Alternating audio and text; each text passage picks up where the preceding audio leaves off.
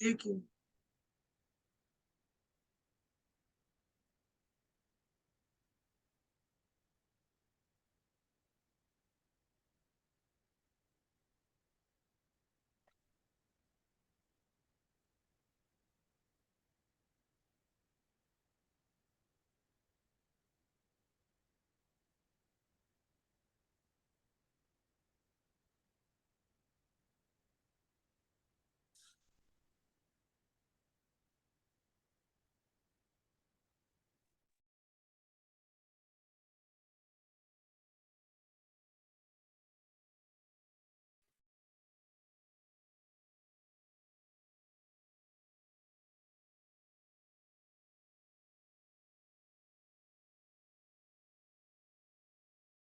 Hello. Yes, my name is Vicki Jenkins, and I am co-founder of the Community Book Club, who is hosting the reading class for today. We are welcoming several new students and new people with us to help our reading experiences. And we're glad to have those who are with us. And I'm also in, excuse me, I can't even talk right now. I am also in Jackson, Mississippi.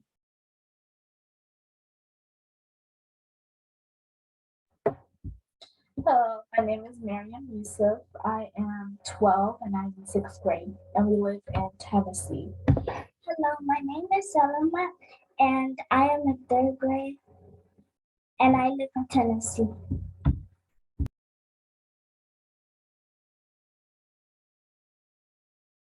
Hello, my name is Meredith Coleman McGee. I'm a member of the Learning Street Book Club, and I'm here in Jackson, Mississippi. Geneva. Hi, I'm Geneva. I am 10 years old. I'm in fifth grade and I live in Oklahoma. There. Oh, and I am Mary Hardy. And I am here in Greenville, Mississippi. Thank you. Okay, so we're gonna let the younger readers go first because you all are so special. So we'll let Maryam go, Solomon, and you can hold up what you're reading or tell us what you read, and then Geneva, and then the rest of us, the adults, will go after you. The three of you go. Okay, so you can start, Maryam, and tell us what you're reading. Okay, today I'm going to be reading a part of a new book that me and my friends are writing. What's the name of it? It's going to be called The Citrusy Smell.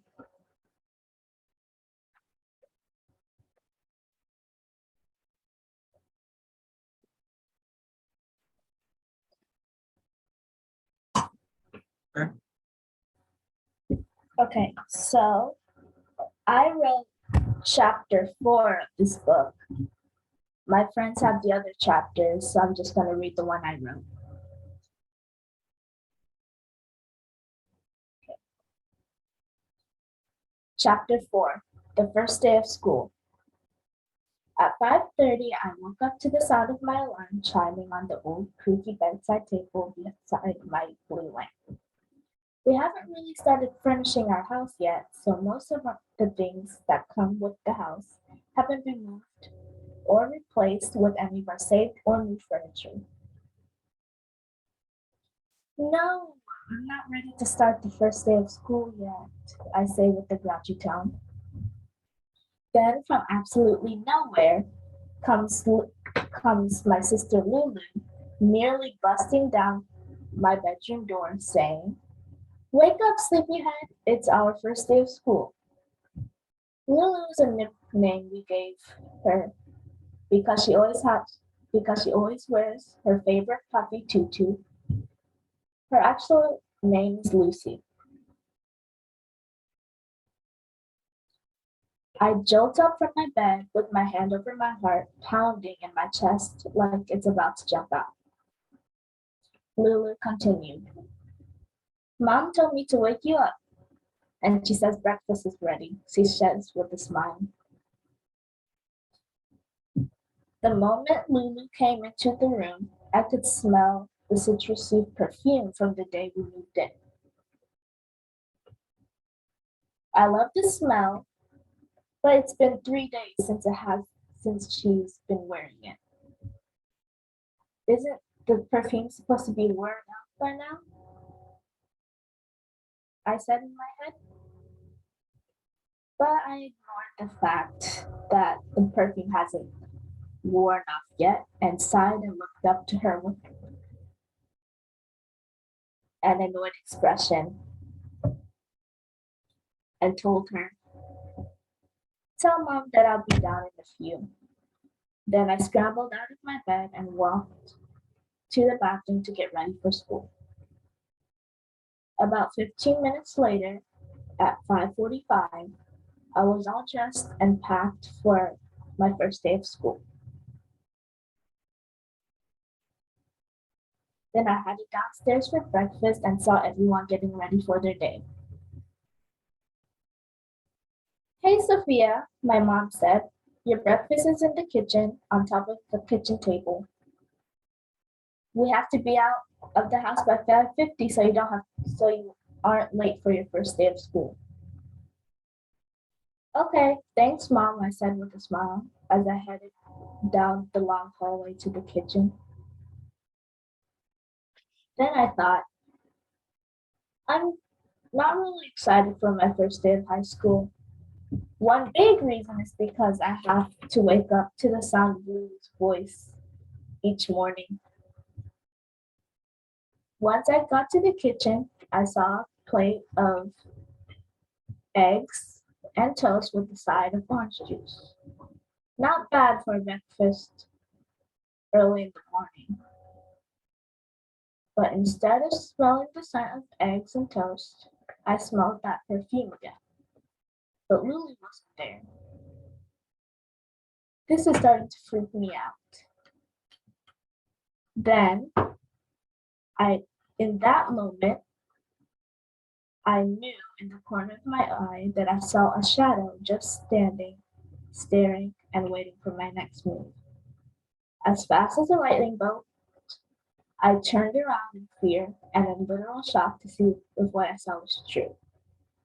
But once I did, nothing was there. I was so scared that I had to skip breakfast that day. I ran out of the kitchen and met my mom in the living room as fast as my legs could move. "Oh, hey, hon," my mom said. "Why are you running?" "Oh, I just don't want to be late for my first day of school." "I'm so excited," I say with an unsure smile on my face, nervously laughing it off. "Oh, okay. Well, did you eat your breakfast?" my mom asked. "No, I'm just a little nervous about starting high school and I don't have an appetite," I lied. "I understand high school can be nerve-wracking, but you'll do great," she said with a smile, which helps me feel better. "Thanks, Mom," I said with a better smile. "Well, let's get you to school. Since Dad took Lucy to school, there's no reason why you shouldn't go," Mom says with a laugh. "Oh, I almost forgot that Lucy starts her first day of third grade today. Anyway, Mom's right, it's almost time for school." We both head out of the door and walk down the narrow path to our nearby parking lot. The house had a garage that would often get jammed, so that's why we used the nearby parking lot. You know, the more that I think about this neighborhood and how many creepy old houses there are, makes me feel uneasy about this neighborhood. And the fact that it's so quiet, it's like I'm the only one adjusting to this neighborhood, which makes me wonder, why did we have to leave our old apartment? It was cozy and we had a lot of great memories there. I miss those days. We reached to the car and drove off to school. That's the end of chapter 4.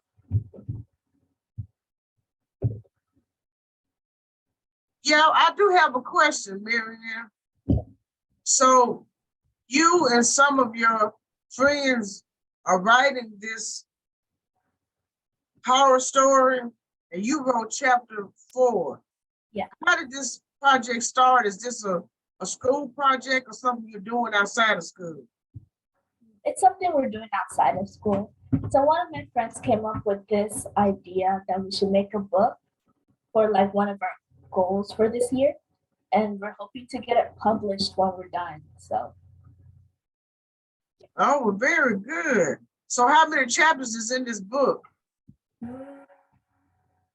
we're trying to make it a minimum of 12 chapters. And you Yeah. did chapter 4. So how Yeah. many friends are contributing chapters to this book?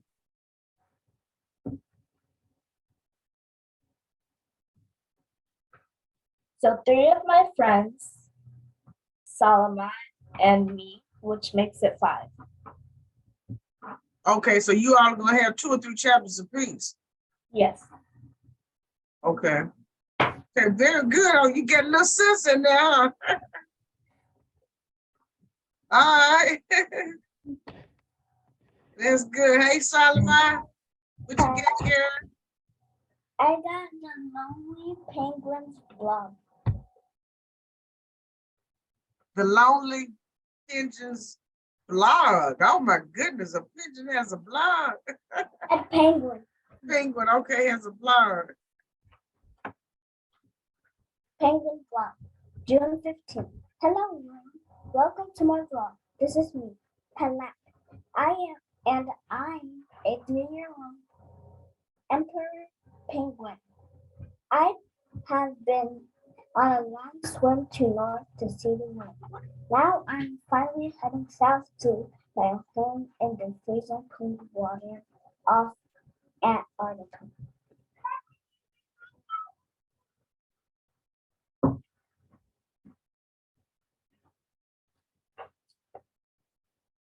Penguin blog. June 17th. Something is wrong.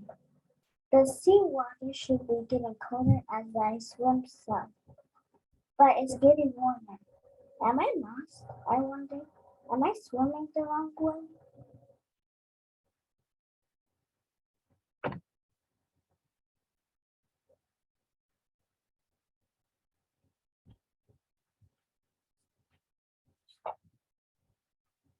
June 18th. Any icebergs? I keep looking for icebergs. I'm looking for leopards seal too. They love to eat penguins. I got to watch out for oscars too.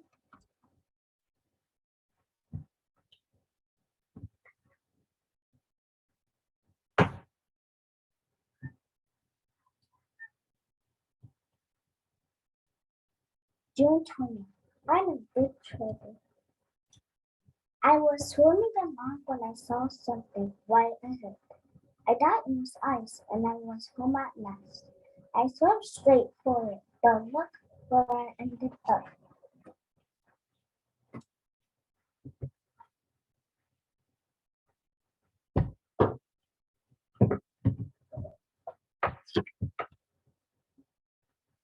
June 21. Where am I?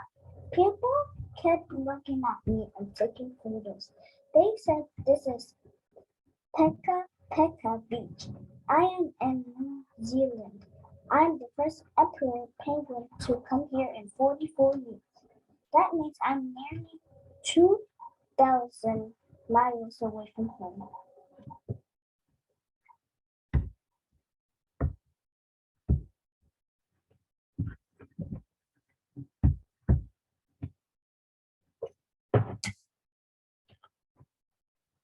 June 22, my big mistake. When we got this one in Antarctica, we swallowed some white snow. So I tried to swallow some of the white stuff on the beach. Yuck, it tasted awful.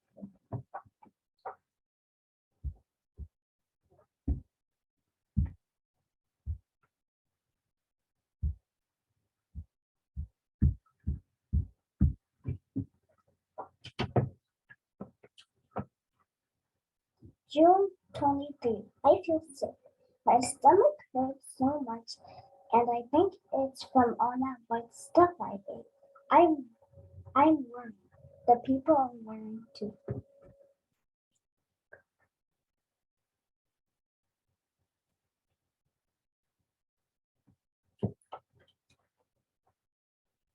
June 24th.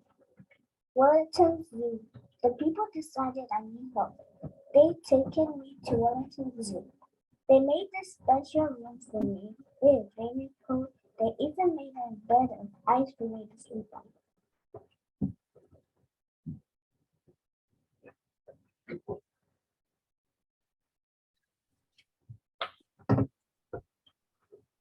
June 28th. Inside my stomach. The vet took some x-rays of my stomach and looked inside the bikini. Guess what they found? Sand. Lots of it.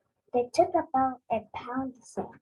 I was walking on sandbags and I'm feeling better now.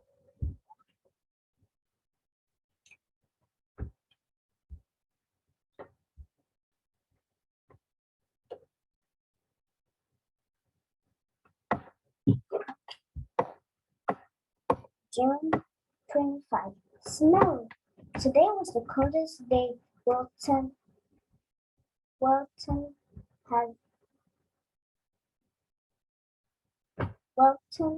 has ever had. It even snowed. That hardly ever happens here. It is so cold they let me swim in the pool outside. It was wonderful.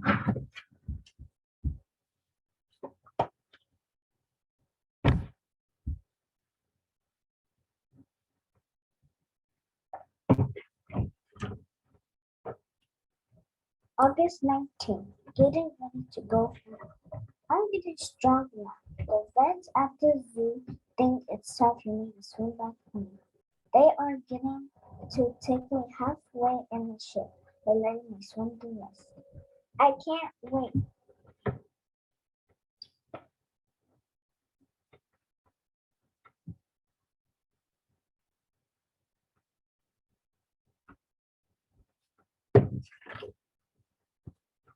August 28th. Testing. Today, they fixed this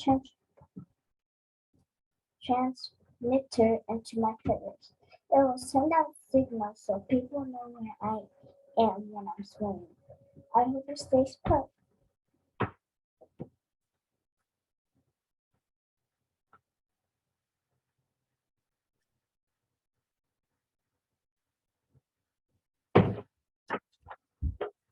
June 29th.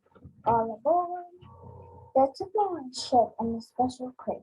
The ship is called Tank Orla. The people were sad to see me go. We've been sailing for days, and now it's time for my big swim. They made this ramp for me to slide down. Everyone says goodbye. Then I swim. Then I was swimming in the sea. It was wonderful.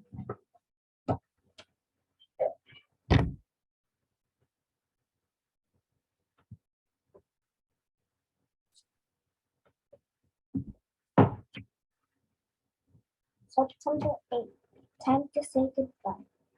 I am swimming well, but the transmitter came off today. Too bad. The water is getting cooler every day, so I must be swimming the right direction.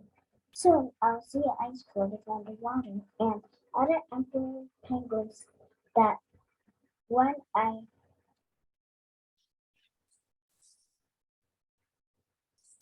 know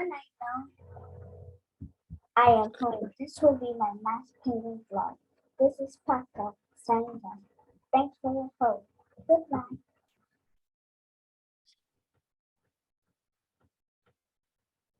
Okay.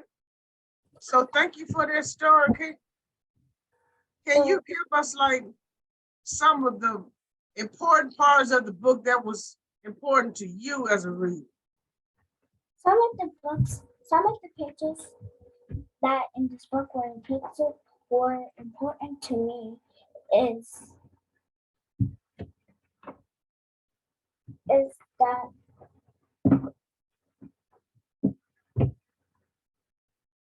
what was your question? Yeah, can you tell us some of the important parts of the story about the penguin that was important to you? Okay, so some of the pages that was important to me is the pollution on page 18 and on page 18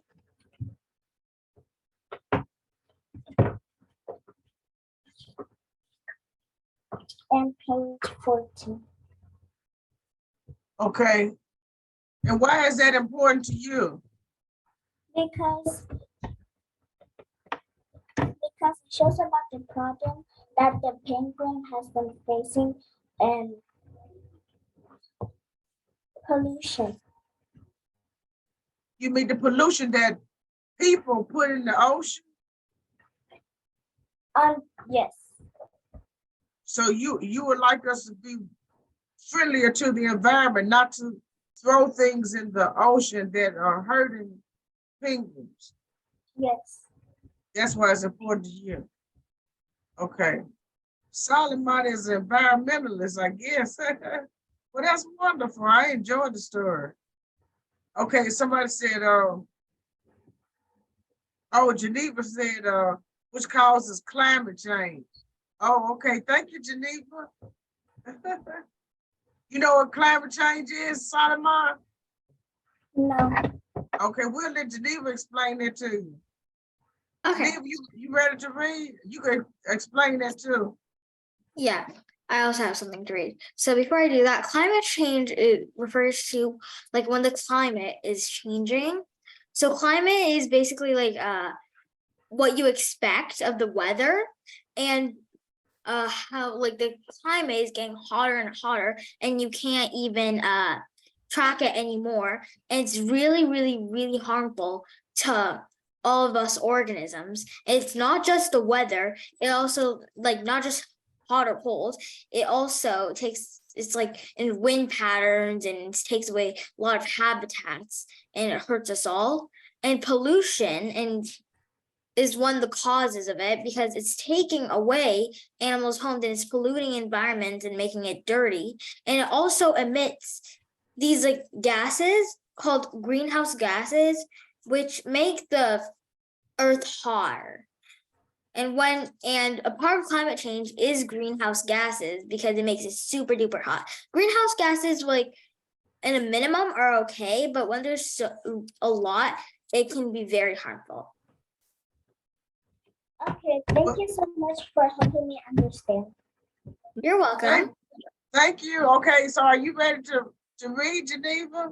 Yes, I'm reading something I created called A Doctor's Escape.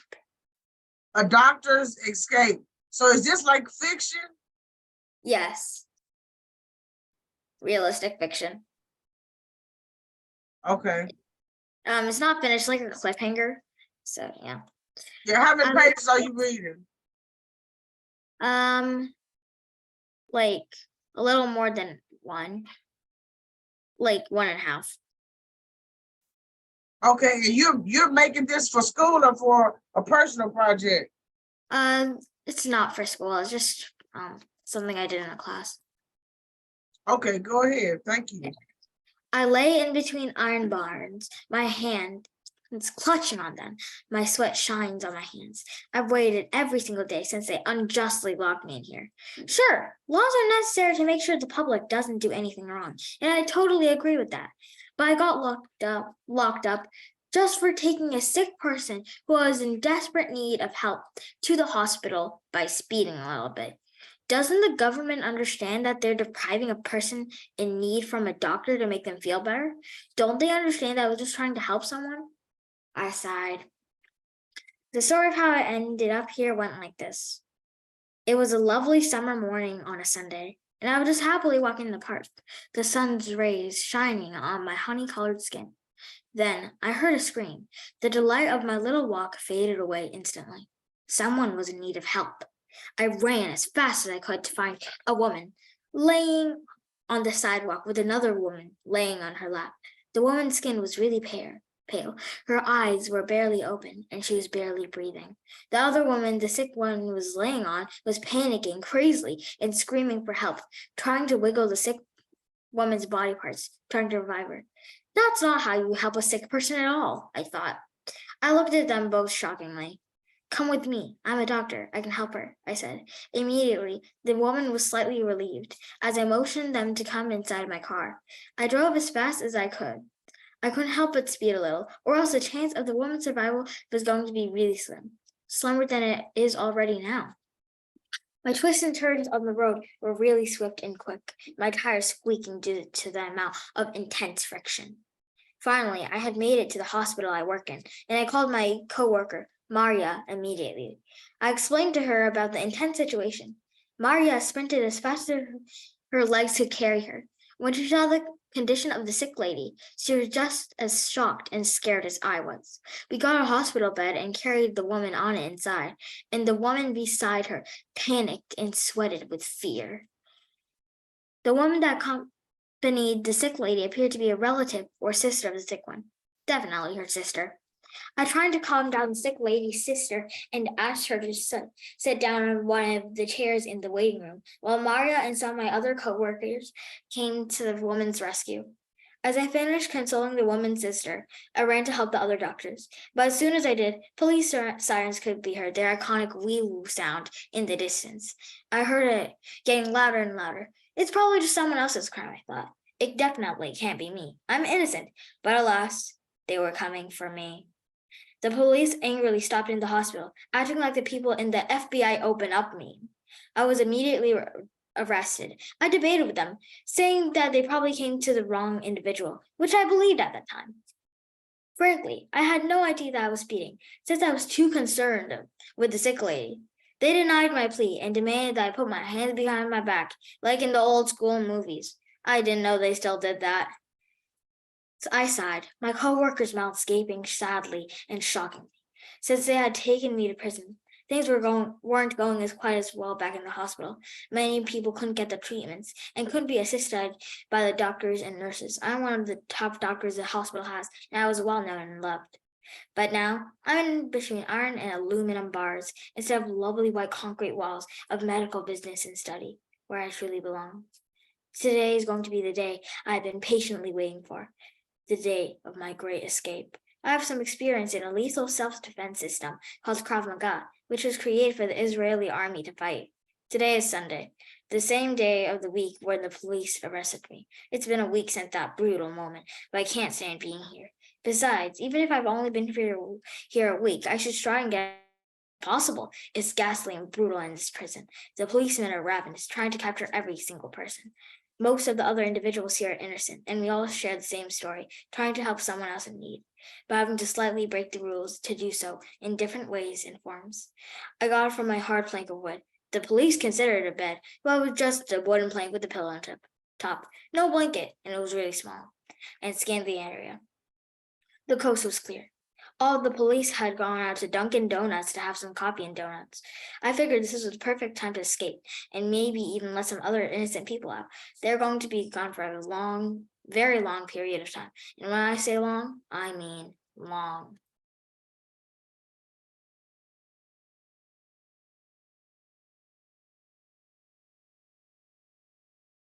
Yeah, that's the end. You're muted. Oh, was that it, Geneva? Yes. Oh, okay, so this is an interesting story because a doctor saw a sick woman and took her to the hospital and was speeding. And once he got there, the FBI and the police were there and they arrested him. When they went, all of them went to go get donuts, then the doctor escaped. Is that what happened? So I have not written that yet. I just read everything I have so far. So Okay. It was an I'm- interesting, yeah, but you wrote this story. yes. Okay. Marianne, since you're writing as well, do you want to ask her a question about her story? Sure. How did you think about making the story? Like, what inspired you to write it? So there was a prompt, and it was saying like about laws and how some people may break laws. So I decided to mix it up a bit and do an innocent person getting in prison and for doing something like didn't mean to do something wrong in order to give it a little twist. I loved it. Thank you. I loved yours too. Thank you. Oh my goodness. Well, this is just wonderful because you're both in the 6th grade. I'm in 5th. Oh, it's you in the 5th, and Marianne was in the 6th, and you're both writing, and she's advanced from writing poetry to writing a story, and you're writing a story. Is this your first piece, or have you written other things, Geneva? I've written other things. Okay, and what kind of genres have you written? I love fiction. Everything I write is like all fiction and poetry. I love writing poetry as well. I like doing like sometimes like magical fiction, and also is like some realistic fiction as well. Okay, well, very good. Well, we have a poetry contest. Contest coming up. I'm gonna send you the link, and you can see if your mother will let you attend. And I don't think it's required that you have to write the poem, but you can read the instruction. And we also have a spelling bee, which Mary Harding hosts as well. You could get into both of them. Okay, thank you. Okay, thank you. I enjoyed it as well. Keep writing. Keep up the good work. Keep writing. Okay, Vicky, you Can you what send do me you- the yeah, I'm gonna send you the link. I'm gonna go get it now, and I'm gonna put it in the chat. Okay, thank you. Okay, you're welcome. Let me see. All right, now I done gone by the Clarksdale. I got the crossroads of the Clarksdale. Okay, you back in Clarksdale. Back at Clarksdale. Okay, good. What's the name of the book? The name of the book is The Crossroads. Crossroads at Clarksdale. Black freedom struggle in the Mississippi Delta after World War II.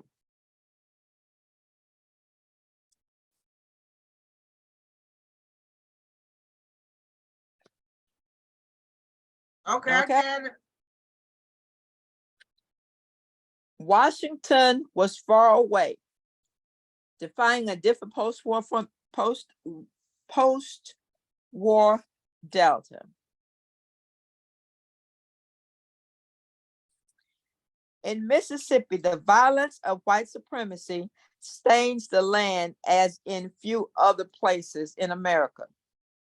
The brutal murder of 14-year-old Emmett Till in Money, Mississippi, August 1955, embodied then transcended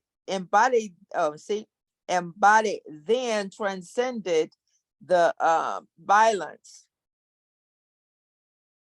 The crime stunned even those who had grown accustomed to everyday white terror, but also organized a generation in Mississippi and beyond. One of those responded by the violence was Aaron Henry, the Clarksdale-Coahoma County branch of the NAACP, National Advancement of Colored People. The Coahoma County branch itself was a railhead of activities relating to the murder of Emmett Till, 1955. Henry recalled the member of the NAACP leadership, most of whom were witnesses of either the murder of Emmett Till or witnessing the theft of cotton gin that pinned him down in the watery Western resting place. Henry remembered, we knew he moved under a cloud. We knew he moved under a cloud, and we moved cautiously. He told the interviewers in 1969 that he tried to find where the witnesses were who saw what happened. Day after day, saw what happened day after day. I went to the cotton field, chopping cotton with the land picked up on the cotton where the water went through the crowds, just to find out where Emmett Till was found. The organization Safe Passage to these witnesses, Safe Passage to these witnesses, as American journalism, descendants in the Delta reported representation of the audiences in the Alien books, Backward Conditions of Post-War Mississippi Delta, states the native daughters who came back, which was Vera Maggie Piggy, who was turned to the Mississippi Clarksdale NAACP. Henry and Piggy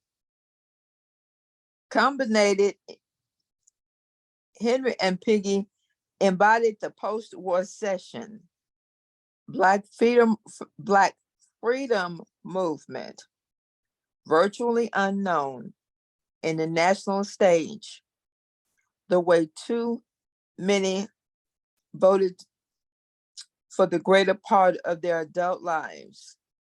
The struggle of those racial justices, Mississippi, yet Henry and Piggy, the organizing and sustaining the local movement in Clarksdale, were not simply local representatives of the national stress movement.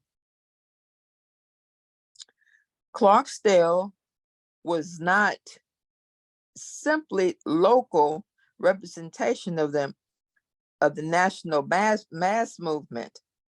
They were incorporate complex in the architect of whom that the founding on the kind of people without whom upstanding, uprising, Jim Crow would have been impossible. Abraham Henry, the most part of the celebrated civil rights in Clarksdale, was born in Coahoma County in the town of Dublin, Mississippi, which was the same place my mom was born, in 1922. He further took the carpentry course in Tuskegee Institute of Alabama, embodied him to the work in the county. He moved to his mother, Maddie, was a member of the Women's Society of Clarksdale Services, one of the few biracial organizations in Mississippi. The family had the family had means to pay tuition for decent high school education, with no Black public schools were available.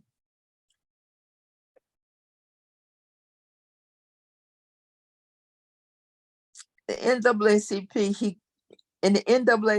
he credited one civics leader, particularly Thelma Shelby. Newly graduated from Dillard University, where she had graduated from Dillard University, where she had joined the NAACP as major influence in this meeting of the political ambulance of political activities.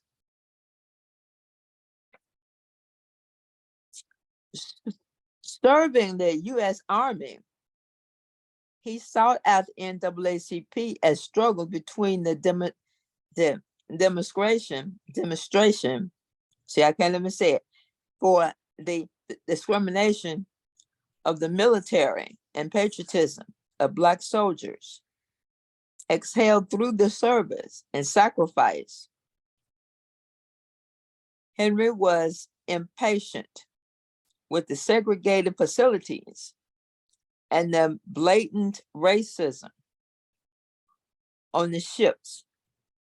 He was Army, it was segregated among the showings of the white had one night at the movies.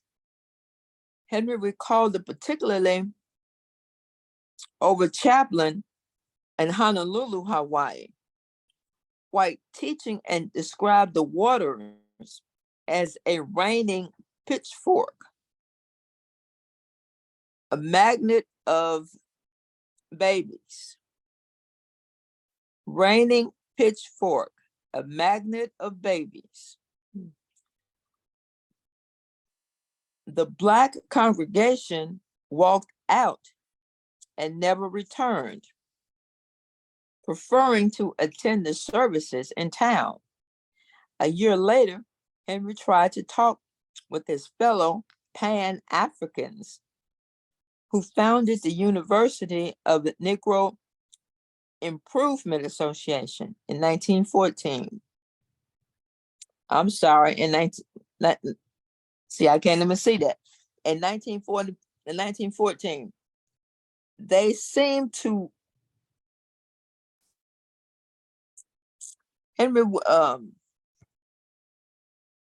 Henry used the veterans benefit provided through the GI Bill, one of the post-war pieces of the legislation.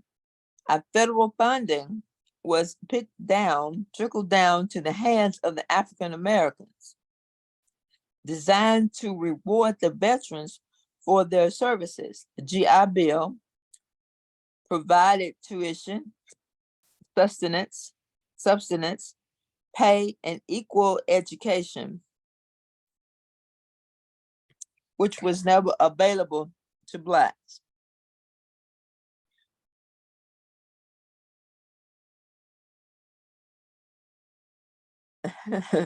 Which was never available to the Blacks. And GI Bill was provided intuition, provided, I'm just not getting started back on this, excuse me. And just now turn back to the Southern Black man elevated from out of the narrow escape,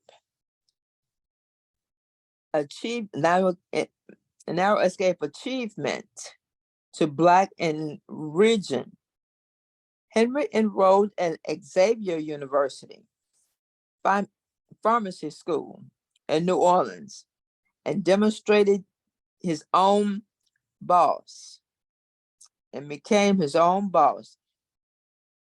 Also, too, and taken out from this story about Clarksdale, there was only one Black pharmacist in Clarksdale, which was Aaron Henry. Although it's only one black pharmacist in Aaron Henry. Did you ever go to that one, Vic, his pharmacy? Yes, because that's the only one that we could go to. How long did it stay open? The pharmacy itself stayed open longer, probably about from his side, when he left the start coming to the state, coming to the legislature, his children, his daughters took over the pharmacy.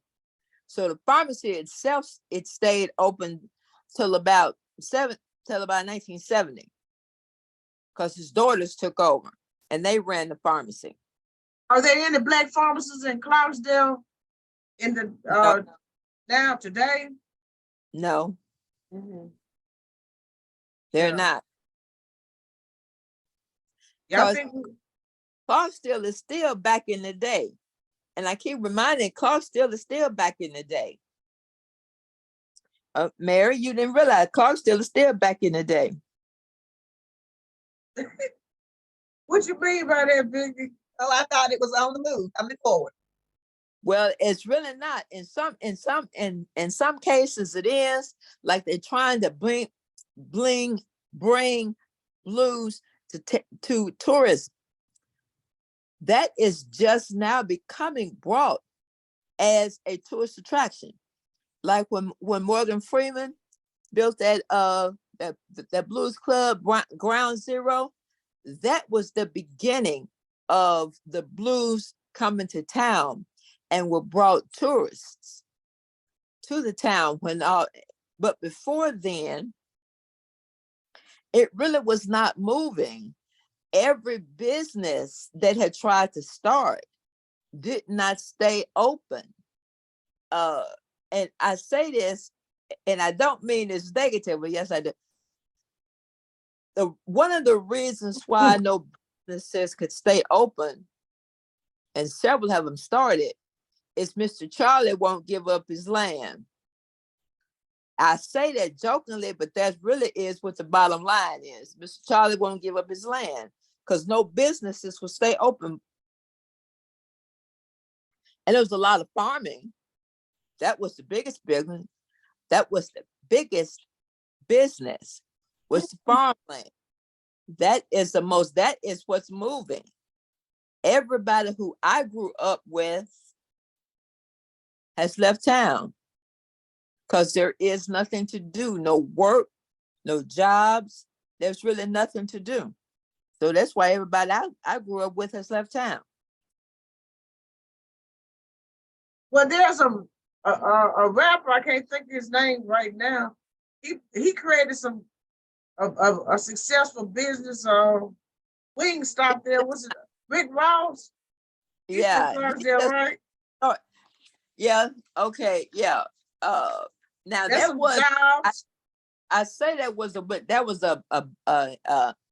back over in the book, that was as I say, Boss Hall, he owned a barbecue.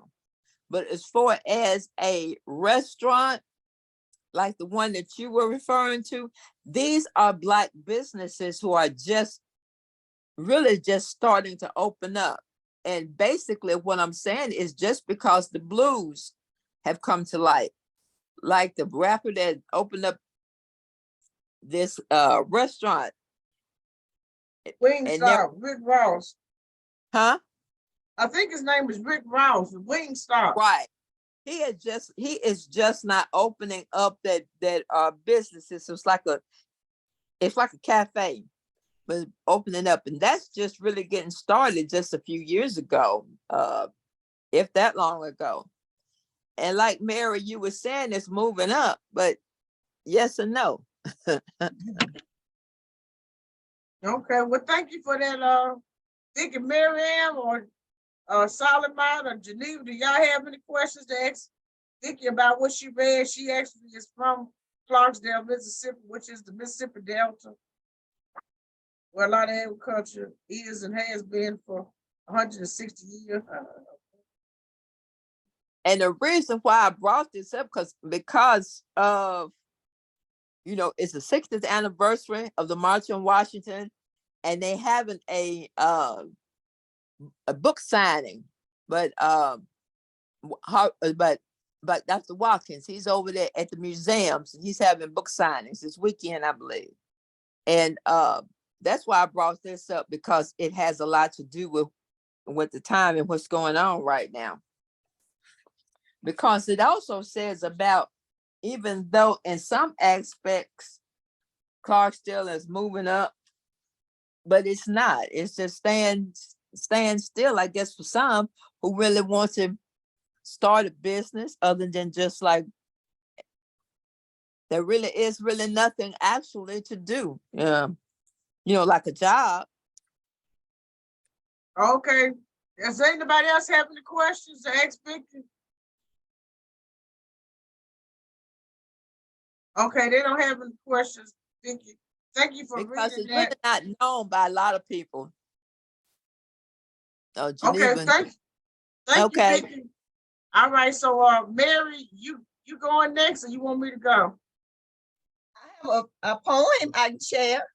Okay, go ahead. What's the name of it? It's I didn't even know I was P-O. And it's Okay. taken from the book When Black Folks Was Colored, Volume 2, which was published by the Pensacola Historical Yeah. African American Heritage Society. Which volume do you have? I have this is volume 2. I think I had 3. I can't remember. Okay. Okay, so it reads: food, clothes, cars, money. Never thought about it, never worried about it. Ain't that funny? And I didn't even know I was poor. Wash clothes by hand on a scrub board in a tin tub, hung on the line to dry. So very thankful for the clear blue sky. And I didn't even know I was poor. Chicken most Sunday, spaghetti on Wednesday, fish always on Friday, some foods every week. Sometimes we get a treat, and I didn't even know I was poor. Mama worked hard all day, minimum wage was her pay, sent me to Miss Lily's for school and for play. A meager amount she had to pay, and I didn't even know I was poor. Walked everywhere I needed to go, to friends, to the store, to church, and to school. This was not the exception, but the rule, and I didn't even know I was poor. Never unhappy, always felt love, always thankful to the Lord above, and I didn't even know I was poor. Families worked together, got down on their knees, knew that the Lord would supply all their needs, and they didn't even know they were poor. We were so rich, and now they are so poor. For all that they have, they just seem to have more, and they don't even know that they are poor. And the author of this piece is Claudette R. Chapman. I've shared this many times, and it really just gets your attention that we had everything we needed. Didn't have a lot of cash, but we had everything else. Thank you. I really enjoyed that poem from beginning to end. I mean, every verse was catchy, and it really made a lot of sense. It does. Because wealth is being able to smile and be happy. That's right. That's right. We have all and just don't know. Yeah, I know, right? Yeah, so I'm just gonna read a couple of pages of. I think I'm almost through with the book I've been reading for months. But anyway, it's called and then hey Elsie, it's so good to see you. And you can read after me. This is called Henry Boyd's Freedom Bed.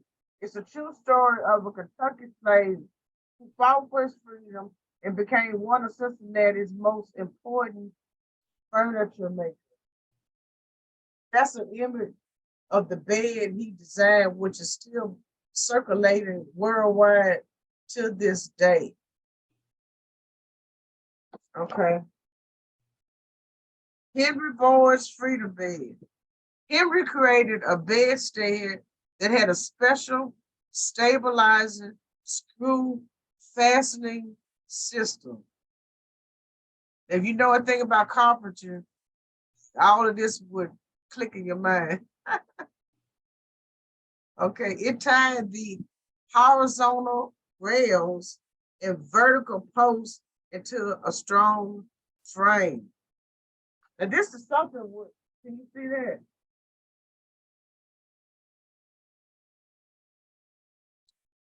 The first of its kind. He was able to get his design patented in 1833. My God, how long was that? 2023 minus 1833. That's 190 years ago. Okay, his bedstead was so successful, people began calling it the board bed after him. Board. It was so innovative that other furniture makers tried to copy Henry's invention. Eventually, Henry's factory, he had a factory where people worked. He was creating economic opportunity for people in his community. That is fantastic. They would ship them to growing cities near Ohio and all over the South, down the Ohio and Mississippi rivers. All right, Vicky? Yes. That's 190 years ago. That's a former slave who was creating a bed and had people working, making this bed, and they were shipping this bed to other places. How about that? This is the true story. Well, yeah. If he can do it, anybody can do it. Okay. Day in and day out, his business flourished. But in addition to making beds, Henry had a secret mission that few people knew about. He had a secret mission. How about that? Henry helped Black people escape their masters as an active member of the Underground Railroad. Okay, he was lifting them up. Henry Boyd, okay? He would help more slaves who escaped the South to safety by hiding them in a secret place in his house. Okay, this carpenter had a secret place in his house, hiding out slaves on the Underground Railroad. And he was a furniture maker. Wow. The space was a small, safe room behind a wall in Henry's home. He had some talent and some skill. Slaves could hide there during the day as they made their way along the Underground Railroad. Okay. Y'all know about Moses. Harriet Tubman. No one knew the hideaway was there because Henry had made wooden shells that covered the hatch to get into the room. To his guests, it just looked like a wall. But what? Henry Boyd had skills and tasks. Oh my goodness. This is the last page. I have to read the other part next week. It's too much to read. Day in and day out, Henry never stopped thinking about freedom, not just for himself, but for every person that looked like him. Okay, Henry didn't have the attitude, it's about me and mine. It's about me and community. After Henry Boyd died in 1886, the only people who would remember him were family. Oh. Well, not so true now. 190 years later, somebody reading about Henry Boyd in a book. His life story would fade, but the beds he built and the stories of the slaves he helped free would live on day in and day out. Oh my goodness. I'll read the rest of it next time. Any questions?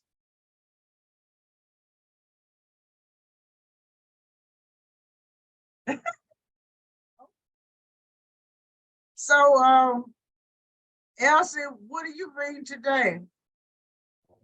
Hi, Miss Meredith. Hello, how are you? And how was Michelle doing? She's doing good. I'll tell her you asked about her. Okay, we have the spelling bee and the poetry contest coming up. I have the link in the chat if you want to give it to her. It's in November, right? Yes, in November. She had plenty of Okay. time to study and get her Yeah, poem together. my son said he wants to enter too, so I'll see what will happen. Okay, very Try good. to bring two of them. Oh, okay, very good. Yes. How have you been, Miss Meredith? Oh, I've been doing wonderful. Yeah, Okay. yeah. I wrote. I'm completing a new book on Billie Holiday. You ever heard of her? I heard about Billie Holiday. She was a jazz singer. Okay. And I've been just around all these cool young people. Look, we can have Miriam. She's writing poetry and stories. Oh, And wow. and she reads her own writings in the book club now. And Miss Oh. Geneva just joined today. She's in I think she's in Oklahoma. And she Yeah. writes as well. Okay. Where are nice. you from, Geneva? Yeah, I'm from Oklahoma. That's correct. Oklahoma. Yeah. So and they're just so smart and brilliant. And Miriam Solomon is writing as well. And she's, how old are you now, Solomon? What grade are you in? Third grade. Third grade. And Miriam now is in the sixth grade.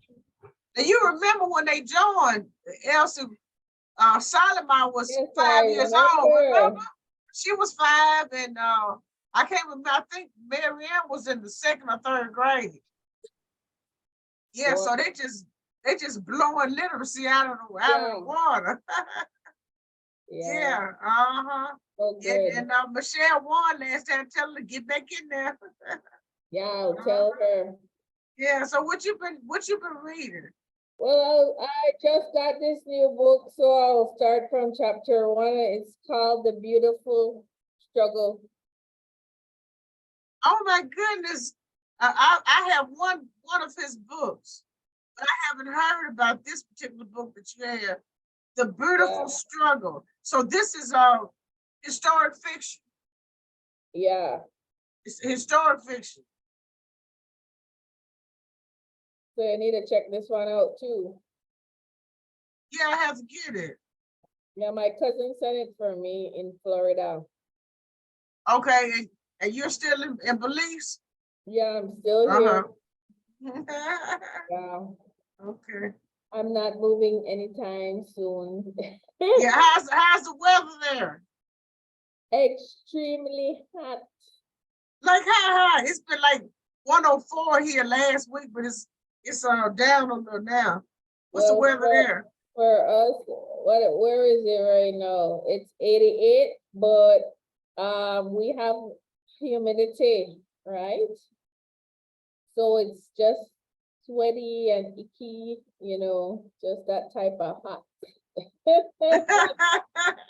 Oh, I heard that.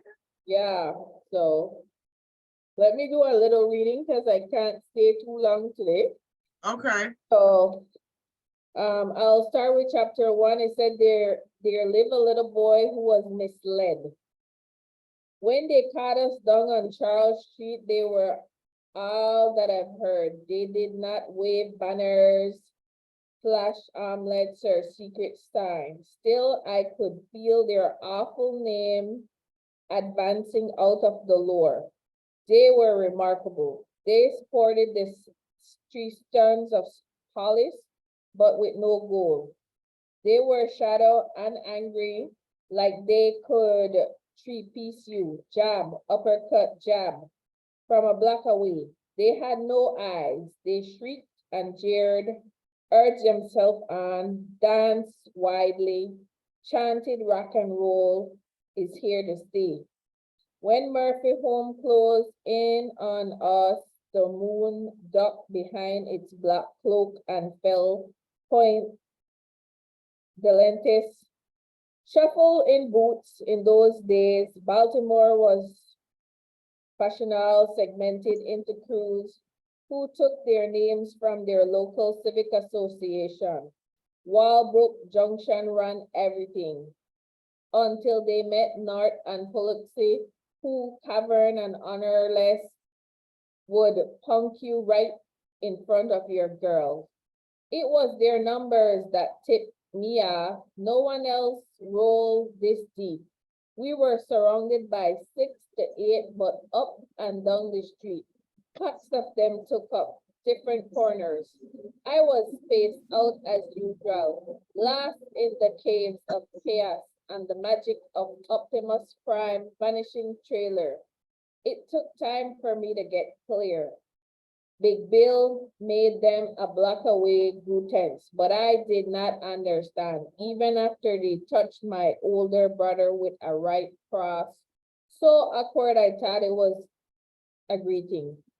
I didn't catch on till his arms were pumping the wind.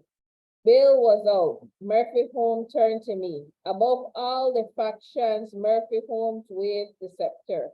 The scales of their banditti made them mystical. Whatever they walked, Old Towns, Shake and Bake, the harbor, they busted knees and melted faces across the land.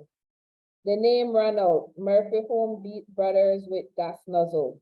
Murphy Home split backs and poured in salt. Murphy Home moved with one eye, flew out on bat wings, performed dark right atop Druid Hill. I tried to follow Bill, but they cut me off. A goblin stepped out from the pack. Do I have more time, Miss Meredith? I can't hear you, Miss Meredith. I'm sorry. You go ahead and read a couple more pages. Okay. Hey, you going somewhere?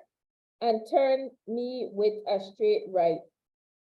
About that time, my Converse turned to cleans and I blotted, leaving dents and dots in the concrete.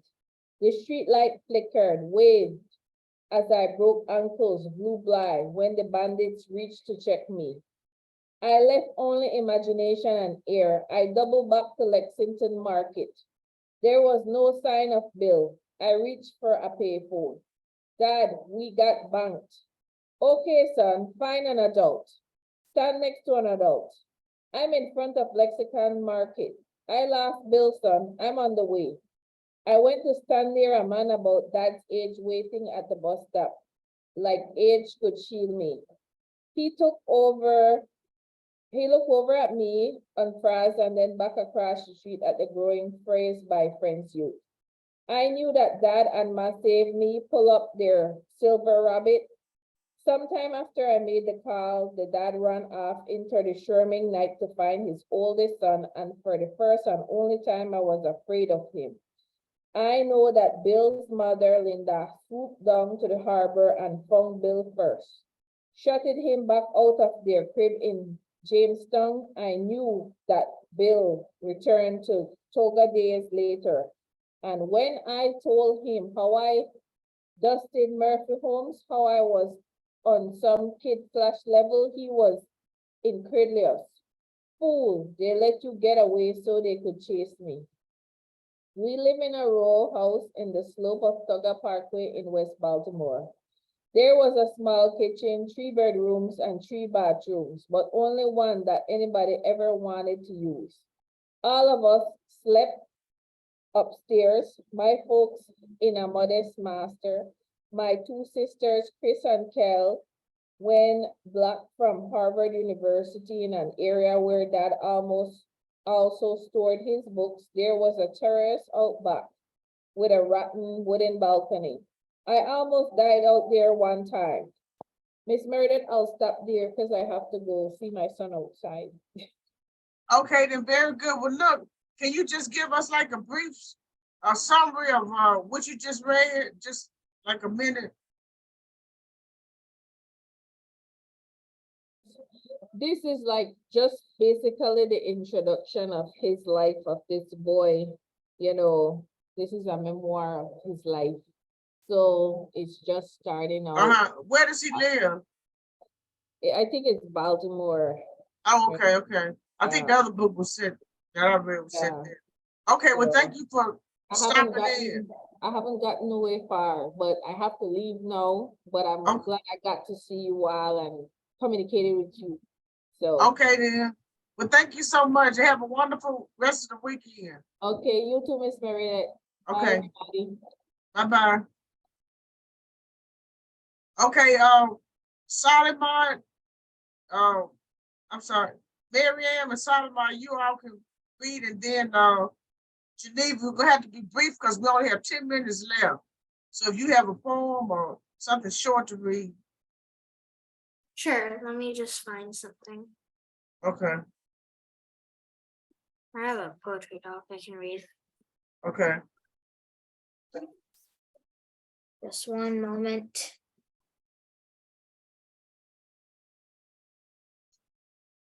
What's the name of it? Yeah, I need to choose one.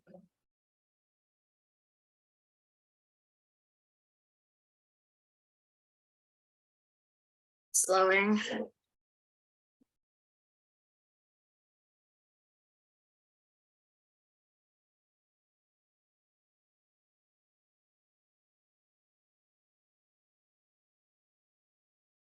Let's see.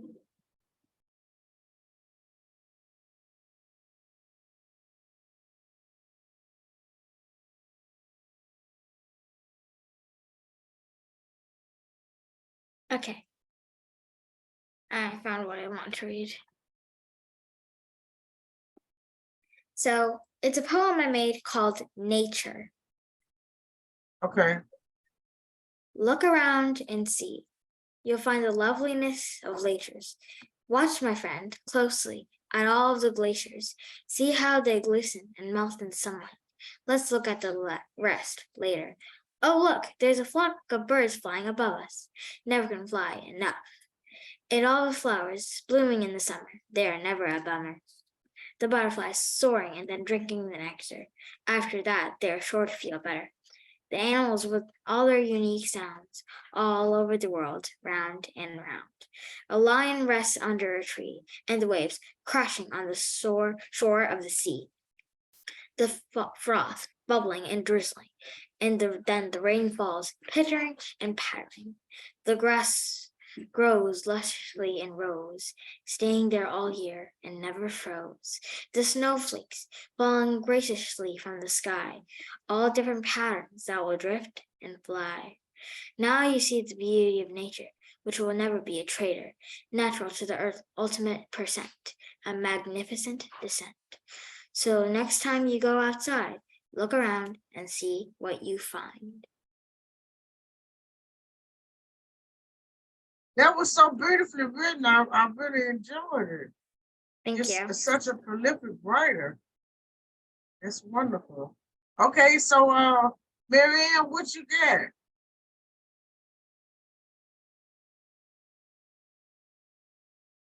Unmute.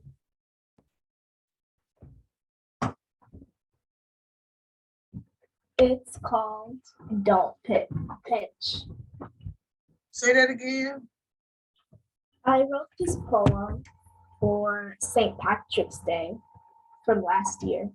Okay. It's called Don't Pitch. Okay. When I got on the school bus, I was in full surprise. My friends all stared and pointed. There was mischief in their eyes. A kid who sat in front of me reached out and pinched my knee. My friends all started laughing, but the joke was lost on me. And then I got a second pinch. I felt on my ear. Then I felt a third and fourth. You guessed it, on my rear. I asked, "Why are you pinching me?" I think it's very mean. They said, "Today's St. Patrick's Day, and you're not wearing green." Okay, very good. How many lines did you have in that poem? I have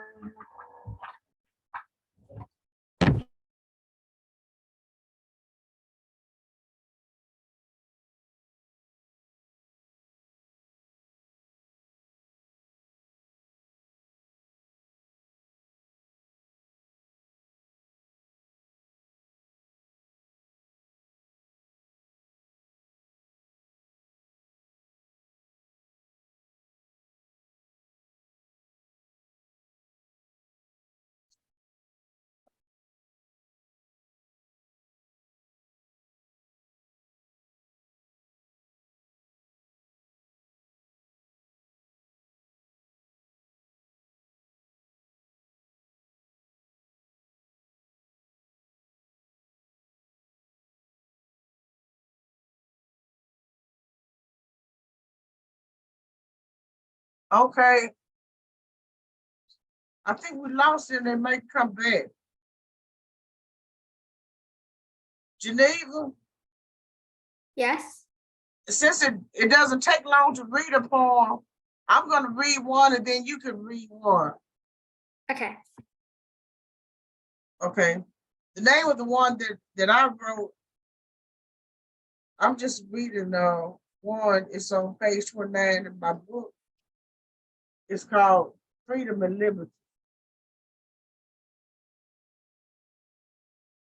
The blood of Nada spilled in the street of Iran and stained her. Where is my vote sign, which was laying in the street? Her rallying cry was heard across the globe, but her government silenced her to speak no more. Her family tore their clothes and wept and wept. They remembered their friend was stoned in the street. Give me liberty or give me death, Patrick Henry cried back in 1775.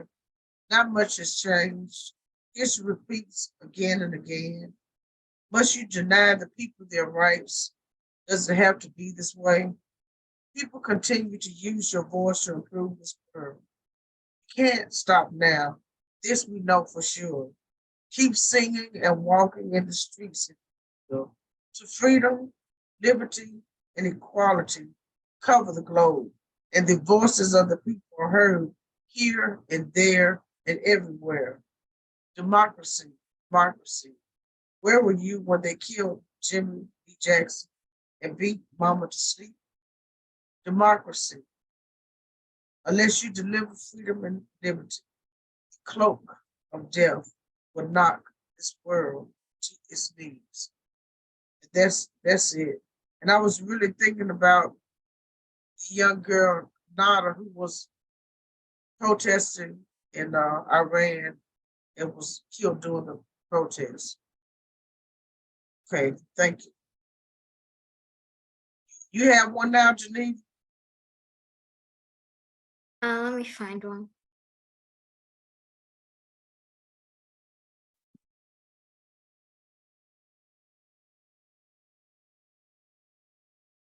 Okay. I'm gonna read one I made called A Magical Realm.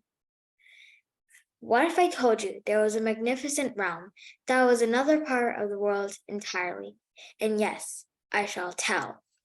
A world with fireflies, glinting like lanterns, lighting up the forest and trees with lush leaves, and where phoenixes come to rest. And in the middle of it stood a lovely large stone well with extravagant lake water, and from the nest come graceful large origami cranes, flapping their wings repeatedly like a dance while they fly again and again. And though the change in this magnificent forest and realm, there is something that it shall always maintain, and it can never be disdained. The magical feeling always stays, and that will never be changed. Good. Now, what inspired you to write that piece? I wrote it a few months ago, so I don't exactly remember. I think I was just thinking of like some fantasy stuff, and I was reading these books, and they included something like called a magic forest, and they like it's called Dragon Girls, and they like Oh yeah, it was that. So it's about this. I got inspiration because of this book called Dragon Girls.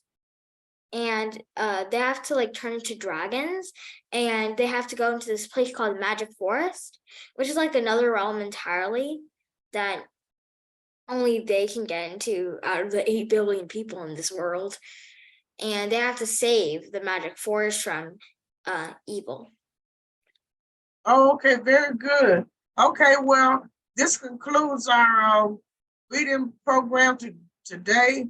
And we certainly look forward to seeing you next month, the first Saturday in October. And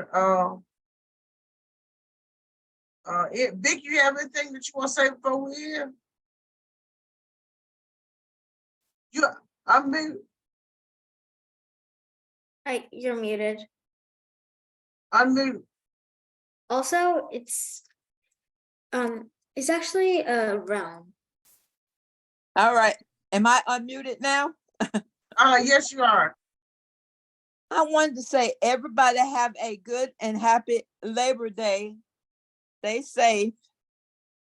Have a good one. Hope to see you in October. Okay, Geneva, what did you say? Was you trying to say something? Yeah, actually, it's a magical realm, like REALM. Oh, I see. Okay. Well, thanks for that correction. All right then. Well, see you guys later. Great, thank you. All right, Bye. thank you. Bye-bye. Hope to see you next month. Okay, see you next month. Thank you. Thank you. Bye-bye.